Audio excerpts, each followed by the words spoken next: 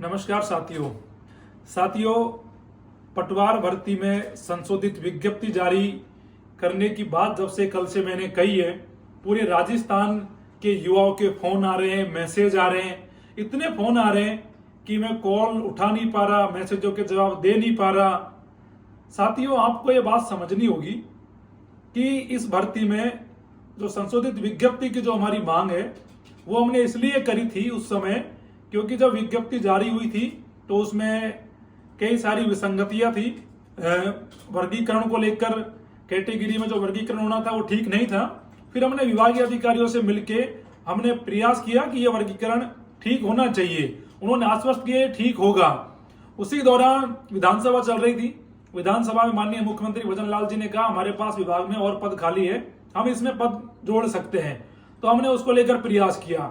बहुत सारे जो लोग थे, अधिकारी थे, वो कह रहे थे कि अगली भर्ती में हम इन्हें शामिल करेंगे, लेकिन हमारा ऐसा मन था, ऐसा मानना था कि अगर ये पद इस भर्ती में जुड़ते हैं तो युवाओं को बड़ा फायदा होगा, और उसी को लेकर लगातार भागदौड़ चल रही थी।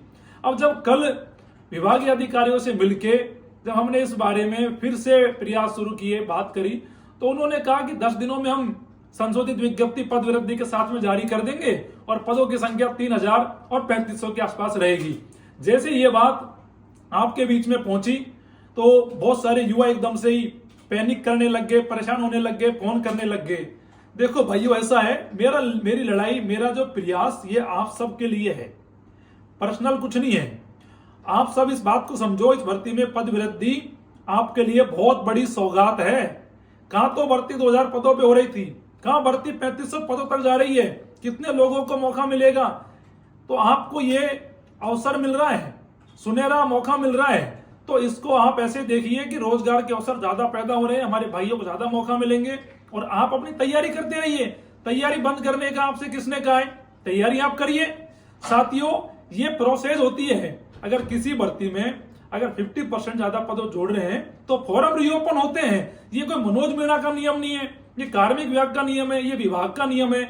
और कल भी मैंने बात कही थी कि 11 मई को एग्जाम नहीं होगा और एग्जाम पोस्टपोन करना पड़ेगा, क्योंकि एग्जाम में 20 दिन बचे हैं, और 20 दिन बचे हैं तो यह संभव नहीं है कि 20 दिन में फॉर्म भी भरा लिए जाए और एग्जाम भी करा ली जाए। तो ये बात तो तय है कि एग्जाम पोस्टपोन होगा, लेकिन हम ये चाहते हैं कि एग्जाम जल्द से जल्द हो, 2-3 महीने में हो जाए, जिससे आपकी तैयारी का रिदम न बिगड़े, आपकी तैयारी लगातार बनी रहे। तो तैयारी पर आप फोकस रखिए। पद वृद्धि होना हमारे लिए बहुत अच्छी बात है। इसको लेकर आपको बार बार फोन करने की भी जरूरत नहीं है, परेशान होने की भी जरूरत नहीं है। दूसरा साथियों, जो मैं बताना चाह रहा हूं आपको, कि कल मैं राजस्व विभाग के अधिकारियों से मिला और ये सारी बातें मैंने आपको बताई। अभी भी राजस्थान में एक बड़ा विवाद सा खड़ा हो रखा है कि मनोज जी ने कह दिया, मनोज जी तो झूठ बोल रहे होंगे, मनोज जी तो व्यू के लिए कह रहे होंगे, रीच के लिए कह रहे होंगे। साथियों, ये काम करते हैं और लोग, मेरे को इनकी जरूरत नहीं पड़ी, आज तक तो पड़ी नहीं 6 साल में, और आगे भी नहीं पड़ेगी। मैं धरातल पे जो मुद्दे होते हैं उनकी बात करता हूं, और जो गंभीरता युवाओं के लिए दिखती है वो आवाज में उठाता हूं। आज फिर आपके इस मुद्दे को लेकर मैं कर्मचारी चयन बोर्ड के अधिकारियों से, चेयरमैन से, तमाम लोगों से मिलने गया, और उनसे भी मैंने बात करी कि विभाग तो एग्जाम को स्थगित करने की कह रहा है, आपको संशोधित विज्ञप्ति पद वृद्धि के साथ 10 दिन बाद मिलेगी, तो आप इसमें क्या सोचते हो?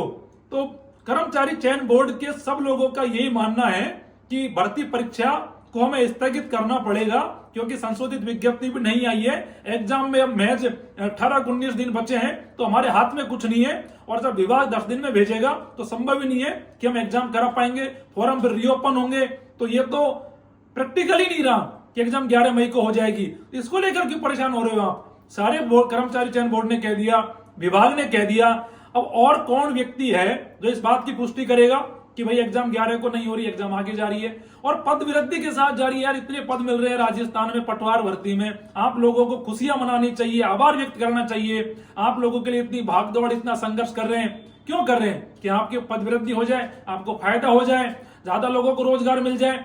तो एक बात तो इसको लेकर परेशान होना बंद कर दीजिए। बिल्कुल आप फोन मत करिए, बिल्कुल आप दुखी मत होइए, परेशान मत होइए, आप लोग निश्चिंत रहिए। ये बात तय है कि परीक्षा स्थगित होगी। कोशिश करेंगे कि ज्यादा लंबी स्थगित नहीं हो, 2-3 महीने में परीक्षा हो और पदों की संख्या 3000 और 3500 के बीच में रहेगी। 10 दिन में आपको संशोधित विज्ञप्ति कर्मचारी चयन बोर्ड पहुंच जाएगी और जैसे ही पहुंचेगी कर्मचारी चयन बोर्ड का आदेश जारी हो जाएगा भर्ती परीक्षा को स्थगित करने को लेकर। आज कर्मचारी चयन बोर्ड भी यही बात को कह रहा है, विभाग भी ये बात को कह रहा है, सरकार भी ये बात को कह रही है।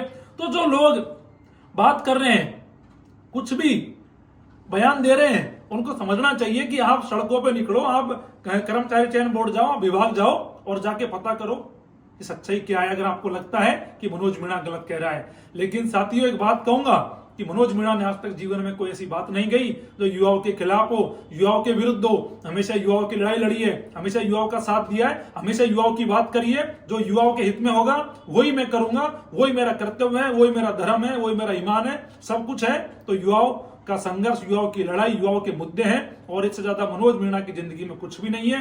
तो आप भरोसा करिए कि 11 तारीख को एग्जाम नहीं होगी, कोशिश करेंगे कि एग्जाम जल्दी हो। पद वृद्धि के साथ हो रही है, सबको शुभकामनाएं, बधाइयां हैं और इसको लेकर बिल्कुल फोन नहीं करने आपको। साथियों सबके फोन उठाना संभव नहीं है, मैं चाहकर भी नहीं उठा पा रहा, सबके जवाब देना मैसेज में संभव नहीं है, मैं चाहकर भी नहीं दे पा रहा। तो आप धैर्य रखिए और सारी स्थिति आपके सामने नोटिफिकेशन के रूप में भी आ जाएंगी और आप अपने लेवल पे पता करोगे तो आपको वहां से भी पता लग जाएगा कि एग्जाम में फॉर्म भराए जाएंगे, पद वृद्धि हो रही है जिसके चलते एग्जाम स्थगित होगा, इसमें कोई दो राय नहीं है। और ये बात में आपको कहीं भी कोई फर्क मिल जाए तो आप कभी भी मनोज मीणा से कह जाना, जैसे नोटिफिकेशन आएगा उस दिन आप कहोगे कि यार मनोज मीणा सही कह रहा था, लेकिन हमारे दिमाग पे ताले पड़े हुए थे कि हम उस व्यक्ति की बात को मानना नहीं चाह रहे थे, जबरदस्ती से हम औंधी सीधी बातें कर रहे थे। जो बात है वह आप समझा दिए, कह दिए, ये सच्चाई है। जय हिंद, जय भारत।